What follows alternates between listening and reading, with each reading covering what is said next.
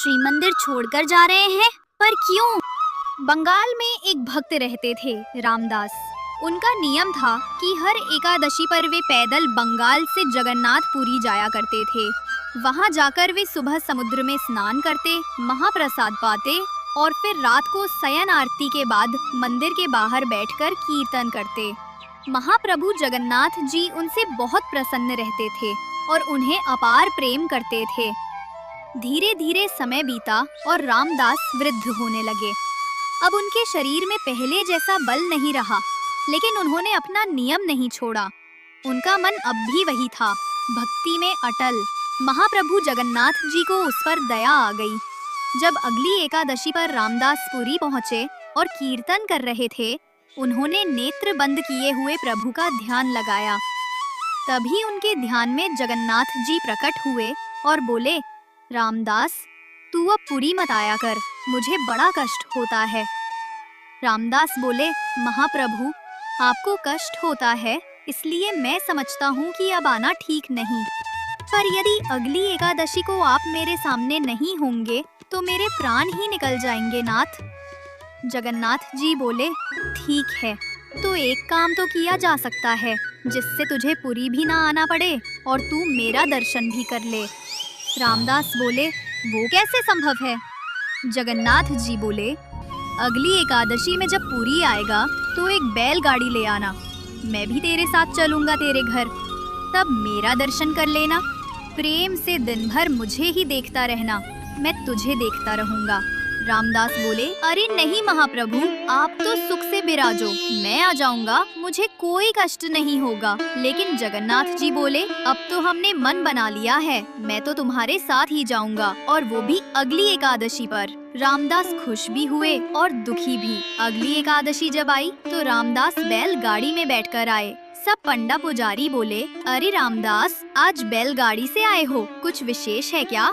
रामदास बोले, नहीं नहीं, बूढ़े हो गए हैं ना, इसलिए। रात का समय था, शयन आरती हो चुकी थी। रामदास बैठे थे, प्रतीक्षा कर रहे थे कि कब आएंगे। तभी क्या देखते हैं, पीताम्बरी पहनकर, सिर पर मोर पंख लगाकर साक्षात महाप्रभु जगन्नाथ मंदिर से बाहर आ रहे हैं। और ऐसे ही नहीं आ रहे, अपने सब अंग वस्त्र एक पोटली में बांधकर रामदास के समीप आ रहे हैं। रामदास ने कहा, फिर सोच लो, चलना है कि रुकना है? तो जगन्नाथ जी ने कहा, अब तो तय हो चुका है कि चलेंगे हम तुम्हारे संग ही। रामदास मन में सोच रहे थे, मैं तो मना कर रहा हूँ, पर इन्हें ही आना है मेरे साथ। जब बैलगाड़ी के पास गए तो जगन्नाथ जी बोले, ये बैल तो बूढ़े हैं, मैं अगर त्रिलोक का भार लेकर बैठा तो ये यहीं से वैकुंठ चले जाएंगे। भोले रामदास बोले, अब तो यही मिला मुझे, इसी से काम चला लो। जगन्नाथ जी ने कहा, ठीक है। जैसे ही उन्होंने हाथ फेरा बैलों के ऊपर, वैसे ही दोनों बैल तंदुरुस्त हो गए। जगन्नाथ जी बोले, हटो, हम चलाते हैं, ये हमारी काम की है। रामदास बोले, मैं ही चला लूंगा, आप छोड़ो। जगन्नाथ जी बोले, नहीं, मैं ही चलाऊंगा। सामने बैल हाँकते हुए द्वारकाधीश थे और पीछे सीधे साधे रामदास बैठे थे। जैसे ही मंगला आरती का समय हुआ, वैसे ही सब पुजारी बोले, ये सुभद्रा जी और बलभद्र जी तो हैं, पर जगन्नाथ जी कहाँ गए? सब जगह हल्ला मच गया, जगन्नाथ जी चोरी हो गए, ढूंढो। सबका शक गया रामदास के ऊपर, क्योंकि रामदास ही वहाँ रात भर रहते थे। जगन्नाथ जी को पता चल गया था कि सब पंडा पुजारी रामदास के पास आ रहे हैं। वो अभी पुरी की सीमा से बाहर नहीं गए थे। तो जगन्नाथ जी ने कहा, रामदास, तुम मुझे कहीं छिपा दो, सब पंडा पुजारी आ रहे हैं तुम्हारे पास। पास में ही एक तालाब था, उसके पीछे एक गुफा जैसी बनी थी। तो रामदास ने जगन्नाथ जी को वहीं छिपा दिया, लेकिन उनकी पीताम्बरी का एक कोना बैलगाड़ी में रह गया। सब पंडा पुजारी आए और उनकी तलाशी लेने लगे। तभी वो पीताम्बरी का छोर उन्हें दिख गया और बिना कुछ पूछे मारपीट शुरू कर दी। तभी तालाब से आवाज आई, अरे मूर्खो, तुम्हें क्या लगता है मुझे कोई अपनी मर्जी से ले जा सकता है? नहीं, मैं स्वयं चलकर आया हूँ। तभी क्या देखा, जगन्नाथ जी के श्रीअंग से रक्त बह रहा है और पूरा तालाब रक्तमंडित हो गया है। सब बोले क्षमा कर दो महाप्रभु।